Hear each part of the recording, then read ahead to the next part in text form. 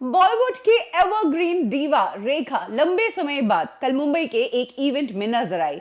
Dior का ये fashion show था जहां पर Rekha as a chief guest invited थी। इसी दौरान जब इवेंट खत्म होने के बाद रेखा वहां से निकल रही थी और उनसे पूछा गया कि इवेंट कैसा लगा, तो रेखा ने अपनी खुशी जिस तरीके से जताई उससे सभी को चिंता हो गई कि अगर रेखा को कुछ हो जाता तो फैंस को बहुत दुख होता।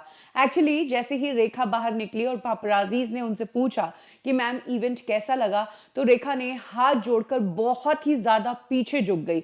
इतना पीछे झुक गई कि वो इम्बैलेंस होने लग गई और तब रेखा अचानक से संभली और तुरंत उनकी जो सेक्रेटरी है फरजाना वो आई और उन्होंने रेखा को संभाला और हाथ पकड़ते हुए फरजाना फिर रेखा को कार तक लेकर गई। हम सब जानते हैं कि रेखा योगा करती है, उनकी बॉडी बहुत ही फ्लेक्सिबल है, वो बहुत ही फिट है, इस उम्र में अपने आप को सबसे अच्छे तरीके से मेंटेन किया हुआ है।